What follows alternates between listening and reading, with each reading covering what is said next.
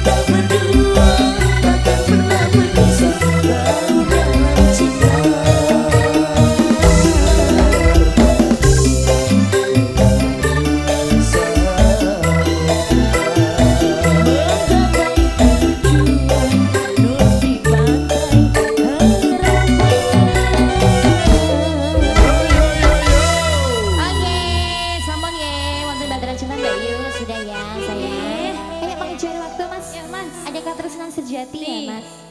Saka ngendi mau Cin? Dari mana Mbak Minyak? Katresnan Sejati.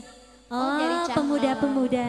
Sebenarnya sudah pulang semuanya nggak Iya. apa-apa. Nonton Nonton live. nonton streaming ya ya. Betul. Sekrek.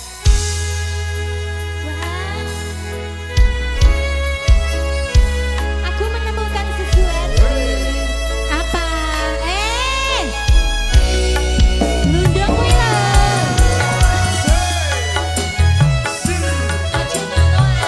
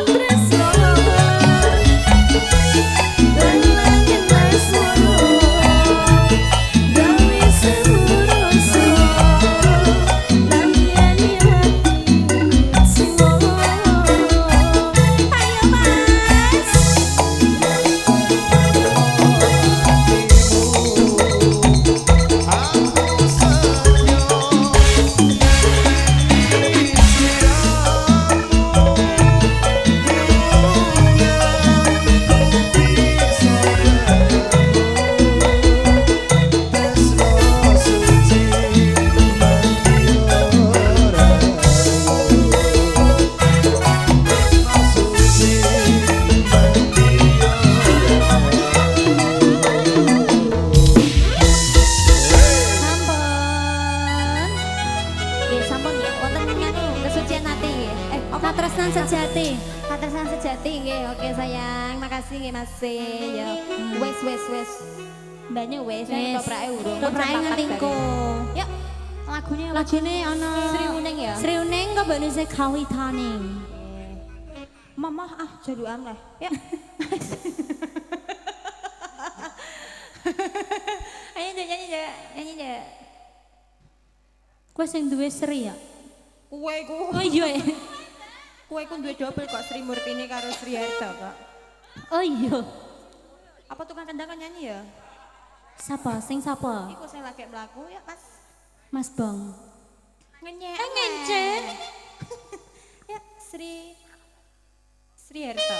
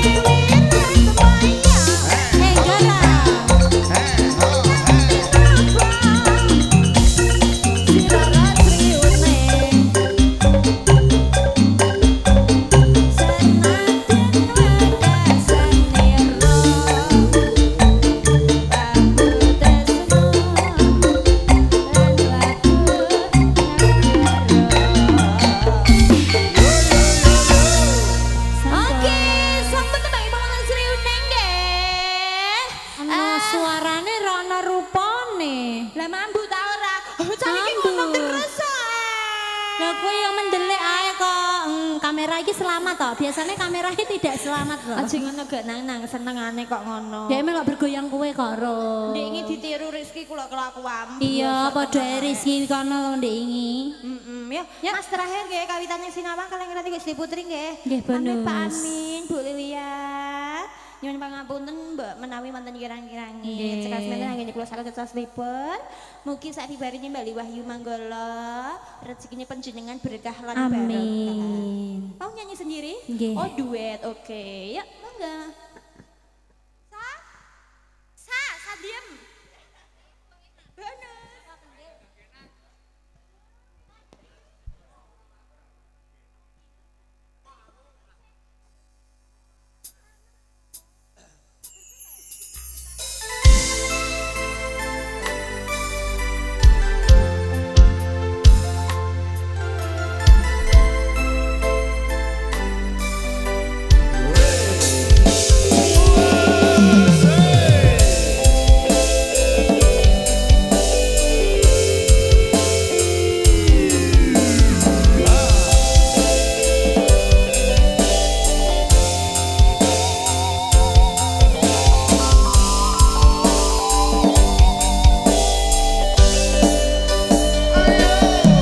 Kawitan sinawangi pasuryan tansah kinambaring semune awan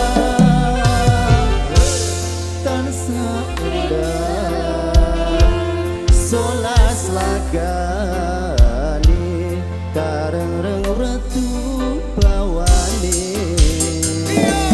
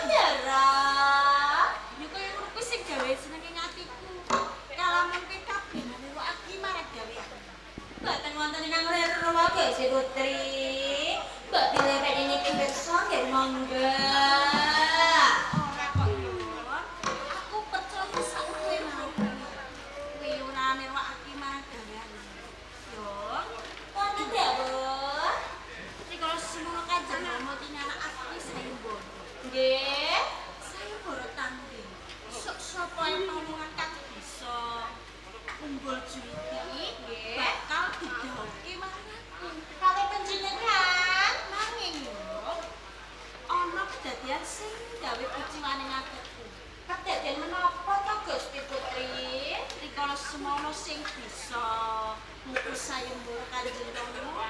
Ora ana liya ya kudu kasihan. Nanging kudu kasihan ki ora gelem nampa malah kapura ku diwenehke karo dulure kakak padha ngrasa. Iya. Sithik wae aku ora duweni rasa tresna marang Kudolas. Jur kepiye nggonku nglakoni omah-omah. Kalamun dasare aku ora duweni rasa tresna. Nggih, aku njaluk pinemku ya. Kula, pinemu saking kula. Yen to mboten tresna nggih ampun dipeksa kanggo ndara. Nggih. Kalamun aku ora duweni rasa tresna, iki ora entuk dipeksa. Anggenipun bebrayan kados pundi yen panjenengan iki mboten nggadhahi rasa tresna kalih ingkang garwa to ndara. Saya mungkin mangkel.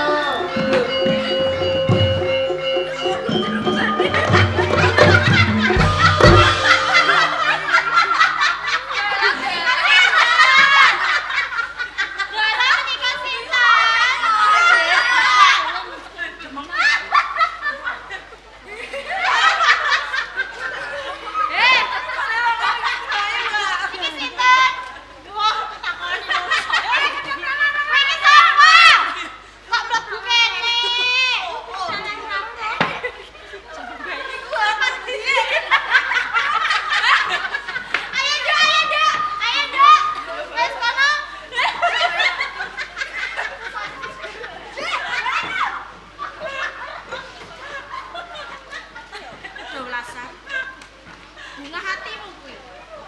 Saiki dina dijodohke marang aku nek beda apa sing tak rasake. Sithik wae aku ora duweni rasa tresna marang kowe.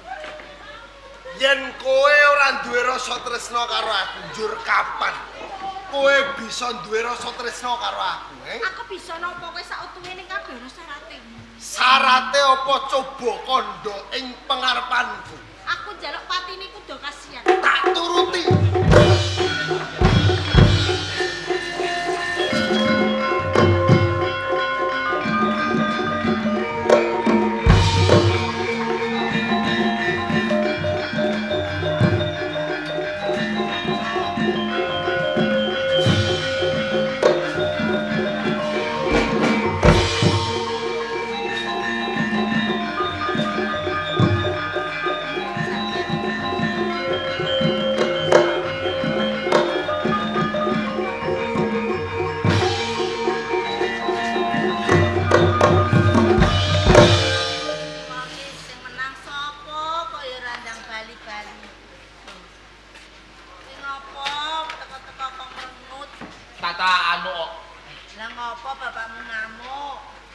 Tutup papi hatinya.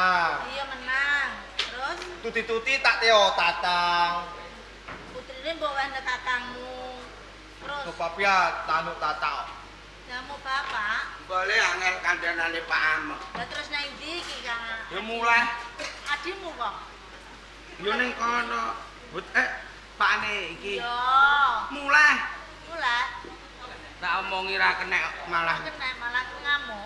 ngamuk bojone jak mulai. Tuwe. Iya. Purek, wis purek jak mulai.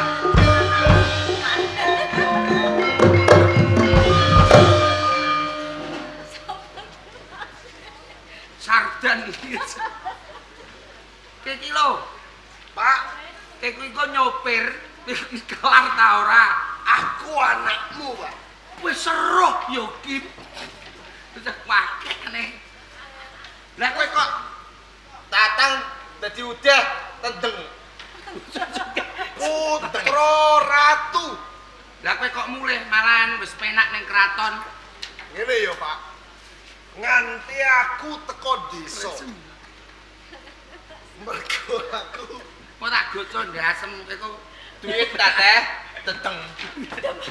Lah terus mergo aku dijaluki karo calon bojoku.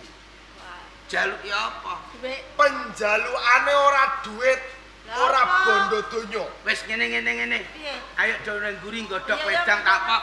Kowe jagongan karo kono. Aku godhoke telo ya, Pak. Telo untung ngono ora enak. Debut to ya. Apa? Debut to ya. Jebut telo untung kono. Telo dijebut. Jabut telo. Teo debo teo. Tak godhok. Aja kuwatir. Mapan kebeneran bapak karo simbok lagi wae nggodhoke aku telo. Sing baku aku nuruti apa sing dadi penjalukane calon bojoku Diajeng Suryawati.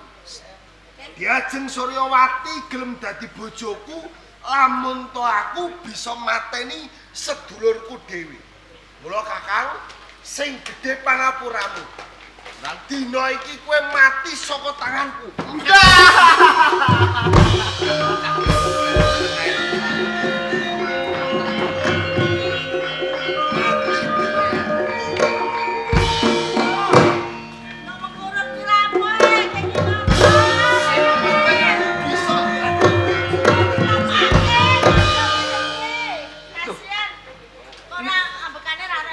Ndoke kok pecah.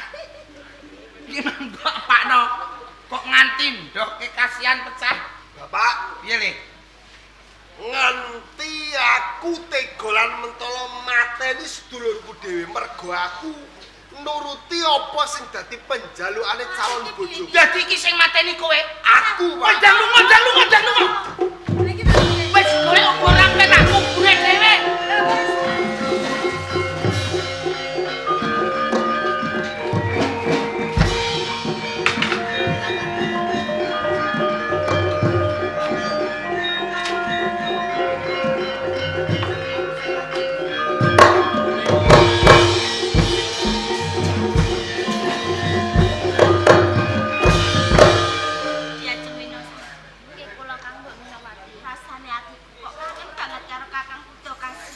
Aku kang teko Minowati Minosari. Kakang, aku udah kasihan.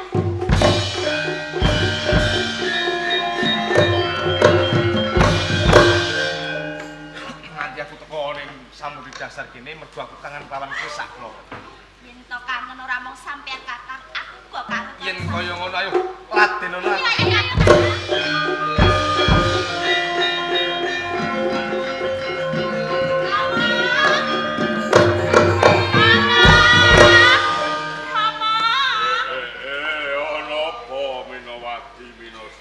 Pangapunten Ciromo, Minowati kali Minosari menika nuwun dawuh. Kula nyuwun dawuh, Rama.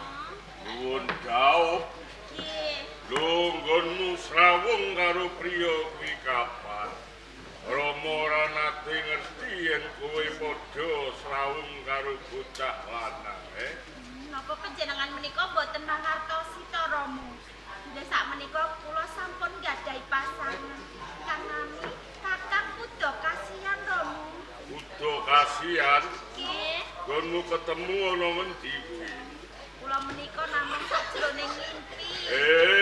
Jroning impen kowe ketemu bocah lanang jeneng Kudu kasihan. Menika leres, Rama. Kuwi apa ya bangsaning siluman kaya kowe lan Rama? Boten, Rama. Terus? Kakang Kudo kasihan menika menungso lumrah, Rama. Jamu menungso, Nggih. aja ya nduk. Mengko kowe mundhak kesiku karo dewa, Sanging Rama, ten dalem saderengipun. Nawita mangkenipun kula pikantuk bebendu menapa kemawon. Kula saged kampani. Sinaosa kula saged dedaupan karo Kakang Kudo kasihan, Rama. Kowe gelem nampa bebenduning dewa? Si Rama Ya. Lundaya seto. Genteng.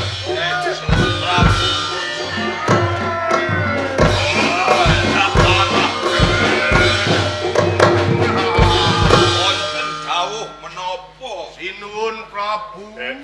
Piye teh? Estunipun wonten wigatos menapa ewon diri panjenengan nimbali dumateng kula kadang kula. Ngerti ya teh, lan kowe gelem teh ireng. Nggih. Putraku Minowati Minosari iki dina muntah ngundhau. Wah, sampun pas, sampun trep menawi Ndara Putri Minowati Minosari menika kepengin dhaup jalaran sampun dewasa sira. Ya mung emane sing dikarepake iki dudu bangsaning siluman kaya dening kowe lan aku. Ning sawening menungso kang aran Kudu kasihan. Di coba dielingno di kok malah kaya ngene kahanane. Sinuhun Prabu.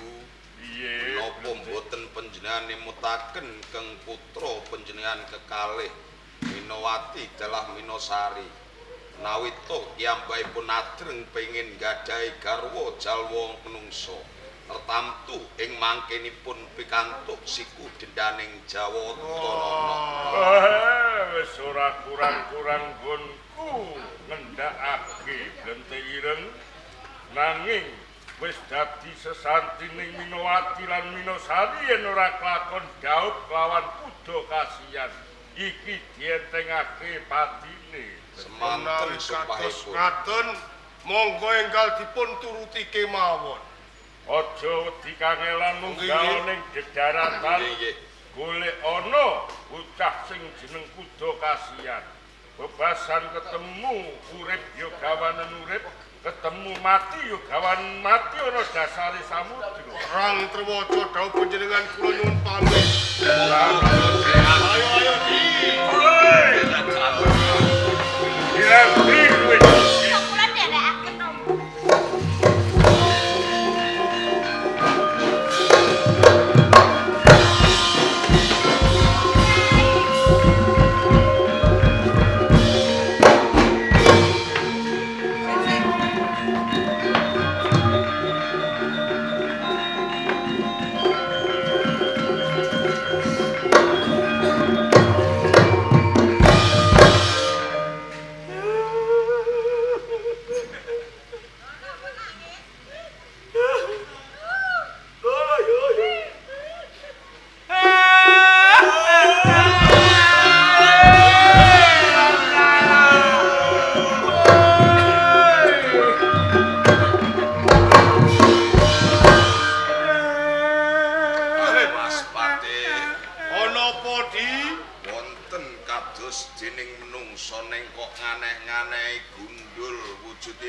Wah, nak ngono mbok menawa bapake tuyul iki. Nanging kok malah piyambakipun menika nyanyi terus pundi. Karaoke. Nyanyi untum kiper. Lah ngopo? Aku tahlilan. Tahlilan. Aku nangis kok, Dek. Kowe iki nangis. Nangis kok ora metu ilune. Lah ilune wis entek. Dadi nangis garingan. Iya, Dek. Nangis wagu tak pengin nangis. Garingan. Mesti nangismu mung action. Sing kok mbek tangis iki apa? Ponakanku Lah apa? MATI Madar. Madar. Madar iki apa? Dua patun wal modal. Mati ngono. Nggih, Dek. Jenengmu sapa? Kula Iya. pun Muhammad Bismillah Sendor Alhamdulillah. Jenengmu kok apik temen. Apik Dek pun kula pilih. Jenengmu kok dawa temen. Dawa ajeng tinggi ngeret tronton macet. Kowe kok lucu, Kang. Dagelan kok, Dek. Gelan lali aku. Jenengmu Sendor. Jadi ngandani kok. Iya. Kowe ora kepengin kenal karo aku ta? Aku wis ero. Sapa? Judek ketanggi. Lumayan. Dol kali ombo. Ngateni wong iki. Nak loreng-lorengan kaya ngene iki ya gak judek. Aku jarene Pak Dek. Ha iya. Ning ora judek nak loreng-lorengan kaya ngene iki. Lah kowe iki sapa? Patih Lundaya Seta. Oh. Sinten? Patih Lundaya Seta. Iwak lundu. Iwak lundu laut. Kowe disedhik karo dewa kulino mancing iwak lundu. Roh iki. Lah niki Aku blentek ireng Senopati. blentek ireng. Iya. Senopati karo Patih. Iya. Ora, Senopati iki wonge yo ganteng, gedhe dhuwur, sampean Patih yo. Lha iki iso kaya Aku iki patih nanging patih siluman. oh simulan. Oh, simulan iki. Siluman. Siluman. Oh, Ayo jajalan siluman. Lah iya. Lah terus sampean kok rene gak berarti kok segoro kono. Iya. Terus metu. Heeh. Lah pe apa? Kae mono negaraku. Goro. Negaraku iki ning dasar Sasaring samudra. samudra. Lah nek negaraku iku dasar Pancasila ya, Dik. Dasar mok samudra. Iki ponakanku. Sapa jenenge? Mati, Dik. Sapa jenenge? Kudu kasihan. Yo! Kudu kasihan. Aduh, kaget aku. Kaget kok telat iki piye? Lah timbangane gak mlebu. Lah kabumi diloloni kok kaget telat iki. Lah aku yo iya kabeh. Lah iya. Kudune ngeloni sik. Ya wis kaget mlayune mok sithik-sithik. Siluman Sendor. Loh, aku gak siluman. Apa we? Aku manusia biasa. Biasa. Sendor. Dalem Nganti aku munggah oning dedaratan. nggih. Mergo aku kadhawan dening Sinun Prabu Raja Minokeng supaya goleki nom-noman kang aran Kudu Kasihan. Ngono. Jenengan iku yo ndek negara ndek ratu. Iya. Ratu siluman. Iya. Kok kon goleki ponakan kula Kudu Kasihan ajeng dipangan? Ora. Mergo Ajeng kula kubur niki. ora usah dikubur mergo apa kok aku anding goleki Kudu Kasihan. Mergo Ndara Putri Minowati Minosari iki cara tembung menterenge jatuh cinta karo Kudu Kasihan. Ketaman asmara. Jenengan niku yo gendeng campur bento. Kok iso gendeng? Nek ponakan kula urip kula masuk nalar. Lah niki pun mati yo. Mati rumangsamu. Tur meleh yo siluman mosok entuk siluman. Lah anak siluman kok apa? Siluman yo entuk siluman. Lah ngono. Nek jam yo entuk jam. Jam apa? Jam gandul. Lah niki pripun? Perkarane apa kok nganti tumekane? Ceritane ngene, tutup. Tutup jare. Tutup Wis omong tok. Kowe njaluk bar jam 09.00 piye? Jam piro kok malah? Lah iya jarene nak iki perkarane apa ngono? Iya. Perkarane ceritane ku ngene, tuk tuk tuk tuk biasane cak ngono. Ora aku takon kowe Iku ora cerita dalam cerita bento. Iki kula kengken dong. Iya, kon dongeng. Ceritane niku anak kula kalih ponakan kula niki rak nglebeti sayembara. Kowe duwe anak. Gadah. Iki ponakan. Niki ponakan. Oh, iya, Kowe di anak. Gadah. Aneh iki. Kok aneh. Kok aneh niku? Lho metu ngendi yen kowe di anak? Wong lanang kok Metu ndanak. lawang. Lho wong lanang kok ndanak metu ndi? Kantor polisi, Dek. Kok iso kantor polisi? Lah kok metu ndi? Umume sing danai wong Lah, wedok. Maksude ngeten le. Piye? Bojoku rak nek cara sapi rak majer. Iya. Ora iso meteng, ora iso manak. Iya. Lah aku nemu anak terus dadi anakku. Ono, ya. Anak tak junjung. Oh, Anak angkat, no. Bareng mleboni sayembara, hadiahe wedokan.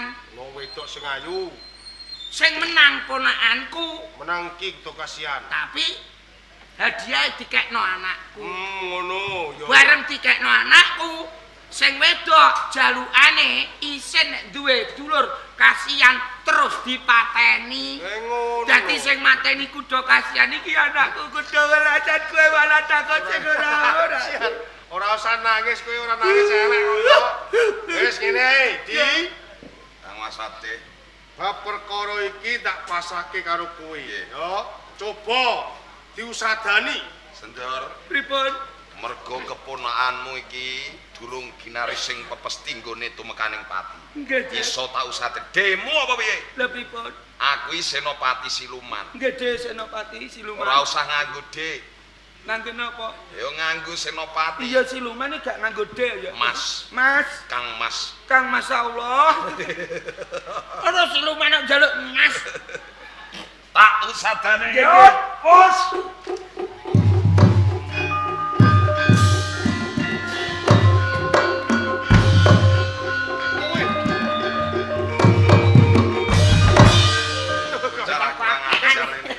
Bocah kakekane kowe iki ana wong susah mati kok malah kaya wong kang itu. Iya.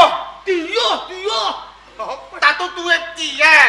Iya, nyawang balik ora muleh. Tido tadi. Gak sida engko nek mati ra bar ketuplake. Watu ya uyah-uyah. Le, anane kowe urip meneh perkara wong loro iki. Sing nambani Siluman adikku. Tuwe po?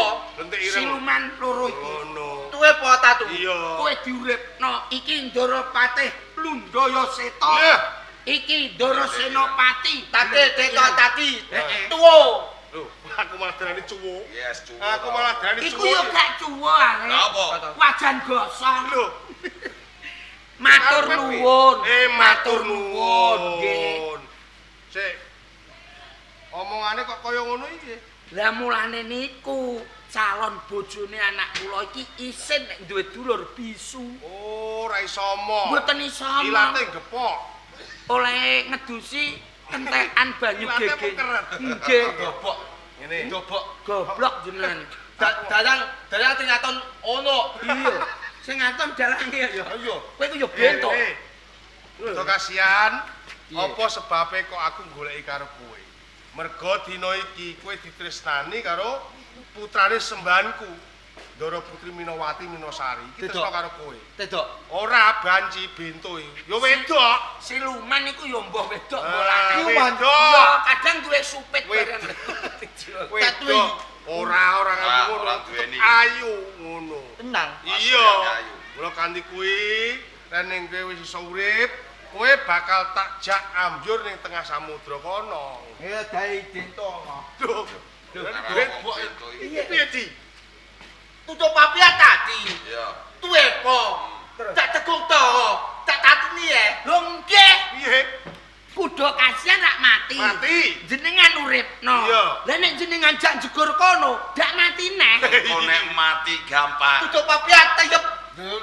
Iya, matine gampang, mengko bakal bisa urip. Aku bisa mestekke. Jenengan wani jamin. Iya lho. Wantun tanggung jawab. Iya. Oke ya, oke. Boleh. Oke. Ya oke. Dadah, Hati-hati dadah. boleh. Kula titip kalian pokokan kula.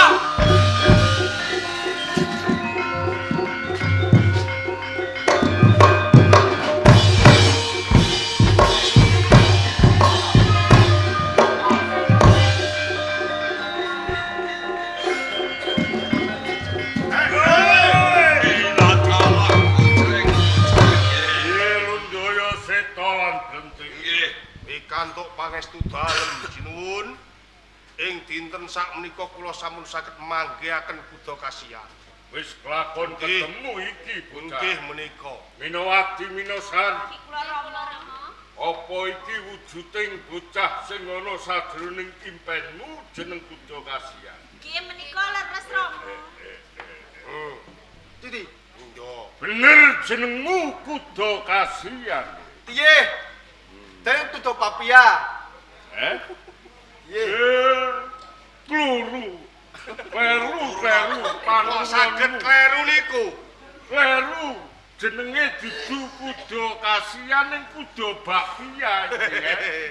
Jinuwun, Iya. estunipun Buddha kasihan menika ilate mengkeret mboten saged wicantenan. Ngono. BS. Bente ireng. Nggih. Coba tambanono iki ya. Pangapuntenipun sinuwun, Iya. menawi to kula ingkang musadane menika sarut dinulu. Nah, Kebrahipun niku Keng Putra Nah. panjenengan. Ngono. Nggih. Minowati nah ditambani. tambani. Mergo calon bojomu Iya. iki bisu ilate mengkeret. Nah, ilate bedhot. Dok. Kados ngaten ayo bareng-bareng nggih. Pelet Kakak. Tua duwe tiak. Napa? Tua duwe tiak to tetek. Oh iya. Dobok. Ah. Ora apa-apa Kakak. Bakal tak bedet. Melet, jalan lagi melet. Wah, ilate wis dong. Buddha kasihan. Inggih kula simbun. Wah, wis mari. Kula matur suwun sangat sekalian kula tumekaning pati bente ireng ngusadani. Kaya Sapunika ngono. kula saged picantenan amargi putra panjenengan. Kowe tak go ning dasaring samudra mergo putraku Minowati Minosari kepengin dadi bojomu. Kekalihipun Iya. apa ngatasi ya? Ora apa-apa kok tak gane jamu. Sing ae. Buddha kasihan sing siji wenehno aku ae. Ijeh milik ah.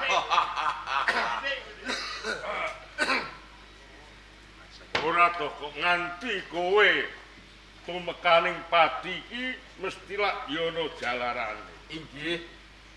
Rikala semanten wonten negari Mesir sorangan menika wonten adon-adon tanding. Sinten ingkang saged unggul juritipun didhawuhaken kalian putri ingkang nami Suryawati. Sabanjure Ewa semanten kula saged unggul jurit. Nanging kula rumaos wonten kekiranganipun boten saged picantenan satemah ganjaran kula pasrahaken dumateng sedulur kula Kudawelasan. Emanipun kusumaning Ayu Suryawati boten kersa nampi tresnanipun sedulur kula. Mergo duwe dulur sing cacat ora iso omong kowe. Sagah nampi waton saged merjaya kalian kula. Wah, kok kejem banget tipemu kaya ngono kuwi, he? Piye wae? Kados pundi? Kowe ndak wenehi pusaka.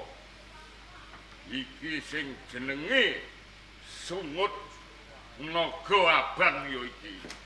Cemeti Sungut Naga Abang. Oh. Iki kena mbok gunakake yen kowe ana bebaya sawanci-wanci. Mbok sabetke bakal ora bakal ngujiwani. Kangge tombok dadu saged mboten? Ora iso lek Oh, iso dadu. Kowe macem-macem ae. Gawe dadu iki Mas. Menawi mekaten matur suwun sanget. Sarene sampun wonten kerampungan, kula nyuwun pamit bagi mendah wonten. Ning yen wis ana kerampungan kowe kudu bali ning dasaring Kados samudra. ngaten inggih. Pamit karo bojomu. Minawati sari sawetara aku njaluk pamit. Kakang.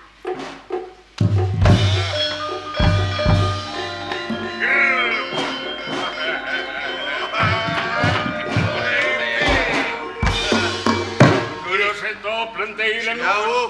Awat-awat ono.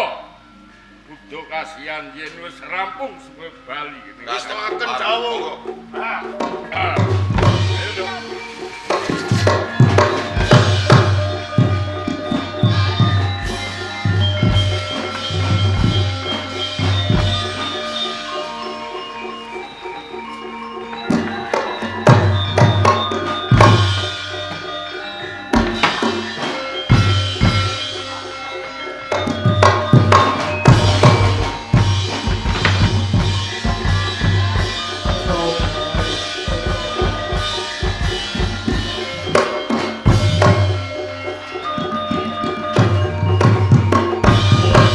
Kok nganti iki dina durung ana pakabaran saka Kudawelasan.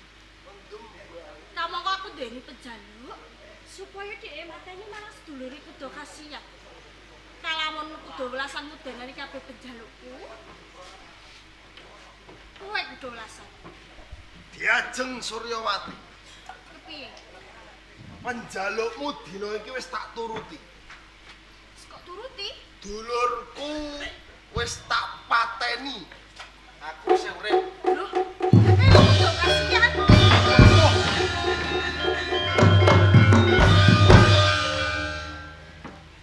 Kakang, Kudawelasan. sampean kok ijeh urip. Nek aku ora urip meneh ketoprake ora rampung-rampung. Oh iya.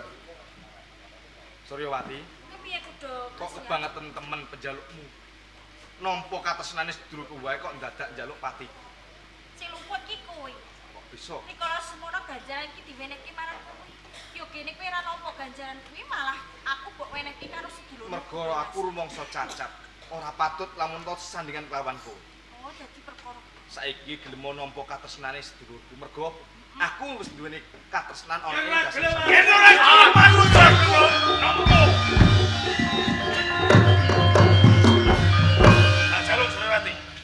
Yo jaluk. Iya. Jaluknya sing duwe. Ayo kene.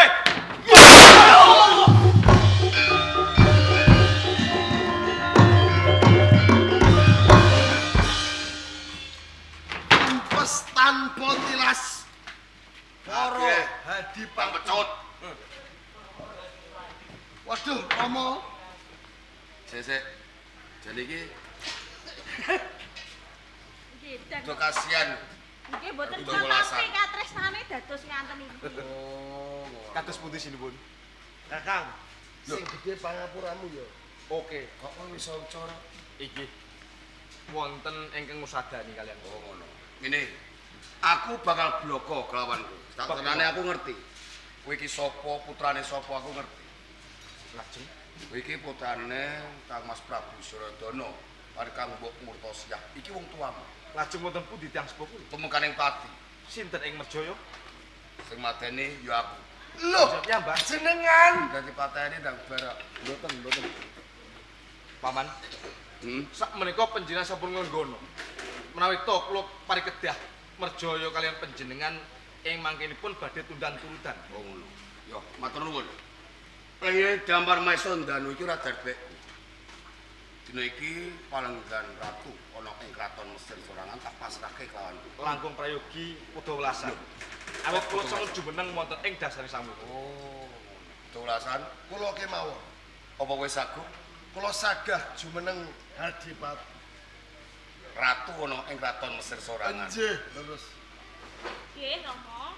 Apa saiki sliramu wis gelem kulut garwa? Nggih, kula tampi. Udawalasan, kasihan lan kabeh putraku. Nggih, Rama. Dina iki kraton Mesir sorangan iki tentrem. Tentreme kraton Mesir sorangan lumerek wonten ingkang kagungan kersa. Sak sampunipun nimbali ketoprak Wahyu Manggala ingkang kagungan kersa diparingi panjang yuswa. Amin. Dake rejeki ingkang Amin. limpah. Amin. Diadohke marang Sengkala. Amin. Sengkala dina taun sasi bisa kasirep dinten sakmenika Amin. nukulake karahayun. Katentreman monggo sesarengan gembul bujana wima. Pawiyatan sampun pun.